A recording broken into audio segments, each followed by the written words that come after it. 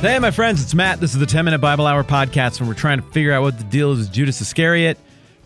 Why is he a jerk? Why would he sell out his friend?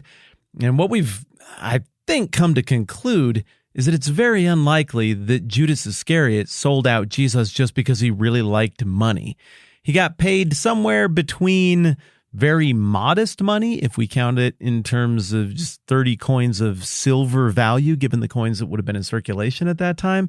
I mean, we're talking like really modest money, like $100 to $300 if we just go with the modern equivalent of the silver value.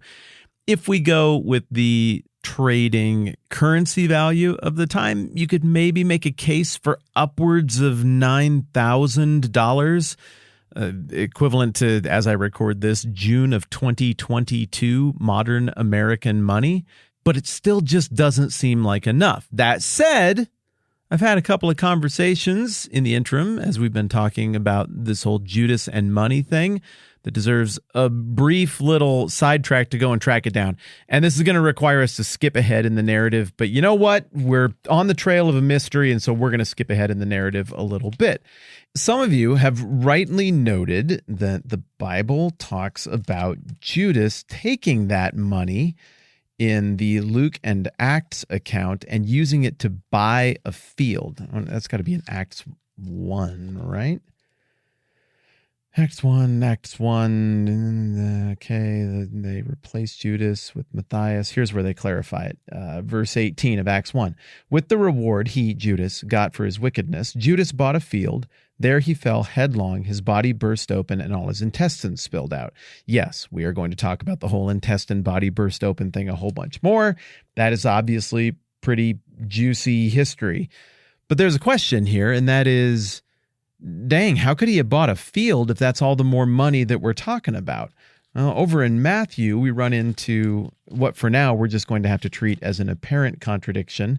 We will break that down more specifically when we get to this point in our conversation. But in Matthew 27, all the chief priests get together and Jesus is being bound up and he's going to be handed over to Pilate. But then it says when Judas, verse 3 of Matthew 27, who had betrayed him, saw that Jesus was condemned, he was seized with remorse and returned the 30 silver coins to the chief priests and the elders. I have sinned, he said, for I have betrayed innocent blood.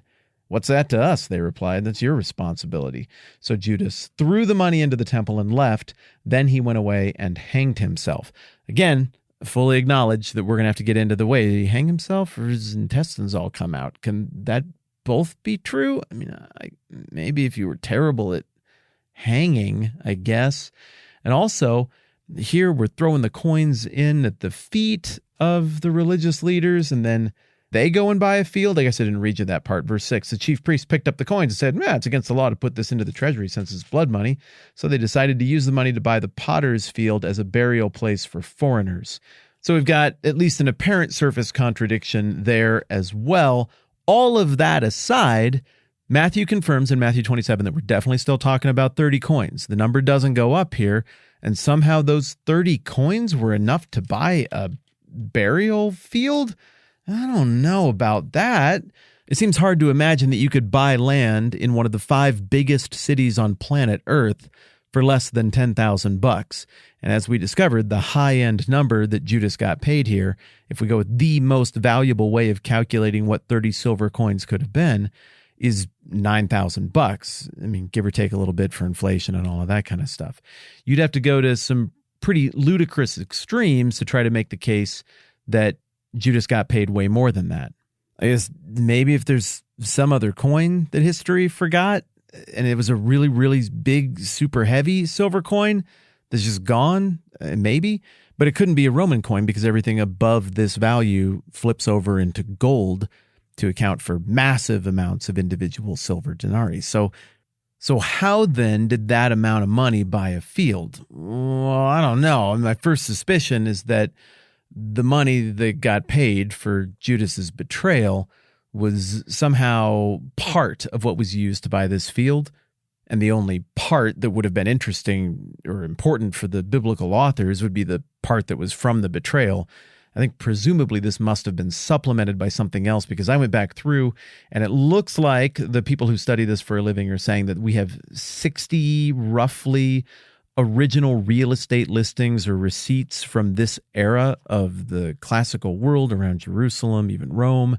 And the cheapest chunk of land that I could find on any of those receipts was 10,000 denarii. And that was a receipt for a developed property with an actual building and housing on it, which means that the 30 denarii we're talking about here, it's just really hard for me to believe that you could go buy land in Jerusalem for that amount. So I think it's a really valid question that comes up there, but I'm still at the same place I was before to say, nah, it looks like this really wasn't that much money, like good money, but not crazy money, not betrayal-worthy money. I'm having fun thinking about what makes Judas tick, and I think we all know that there's a grander explanation going on here. His behavior defies reason to such an extent that we have to go and look at the spiritual side of things, and that's where we're headed next, and that's going to be interesting too. On Saturday, we did a bonus episode. In that bonus episode, I announced a new thing. It's called Eyes Up. Eyes Up is a thing that a couple of friends and I built in response to what we've heard from you over the years of doing the 10-Minute Bible Hour on YouTube and here. A whole bunch of you have reached out with great questions, great ideas, wanting to workshop ideas to think about what to do with your church or in your own life to communicate the values of the kingdom, the message of the kingdom to this very weird, very unprecedented, contentious moment in the history of planet Earth. Your questions have been awesome and insightful, and because of my lack of bandwidth, because all the stuff that I do on the internet, I have not been able to engage with those to the degree that I would like to. Enter my friend Aaron Utecht, who's been around the channel for a long time. Enter Eyes Up. The idea of Eyes Up is to help pastors, churches, individuals, people who are thinking in terms of kingdom values and how to articulate and live out kingdom values in this weird, unprecedented moment of planet Earth. We're trying to help anybody in that crowd think it through, game it out, and swap good ideas with each other for stuff that makes sense and is working and is human and kind and charitable and in keeping with the values of the kingdom. So we got a cute little baby website for that. It's goeyesup.com. What it is pretty succinctly explained right there on the front page.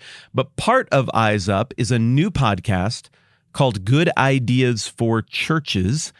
And I will be a part of that a little bit, but for the most part, Aaron Utecht is going to be the guy who runs with that. And that podcast is exactly what it sounds like. We bring people on who have a good idea for church. Maybe they've got an idea for how to express the values of the kingdom to their community in a new and effective way. Cool. We're going to have them share that. Maybe they have an idea for how to make church make more sense and just work better. Cool. We're going to bring people on and have them talk about that. And then the point of the podcast is you can listen to other people's best ideas and think about whether or not it makes sense for you or it's helpful for you in your context at all. Take it, leave it, integrate it, adapt it, whatever. It just seems to me that there would be great value in comparing our best ideas and putting our heads together a little more. And I think that format really lends itself to it. So if that sounds interesting to you, or if you just want to be cool and supportive as me and the people I work with are trying to think of things to do to make things better, I'd be super grateful if you would go and check out that podcast. It's available. You'll find it right on the front page of goeyesup.com, or you can just search Good Ideas for Churches anywhere you get podcasts, or you can just follow the links down in the show notes, hitting a subscribe button, making a little comment or something after you've listened to a few episodes to decide what you think. That would be really welcome and really helpful as well. Again, the new project that Aaron is running with is called Eyes Up. It is a not-for-profit help for churches and leaders who are trying to figure out how to say kingdom stuff to a weird moment in planet Earth. And it comes with a new podcast called Good Ideas for Churches that I'm on occasionally and that Aaron will be in charge of and the guy hosting. Thanks for letting me share that with you. More Judas stuff tomorrow. I'm Matt. This is the 10-Minute Bible Hour podcast. Let's do this again soon.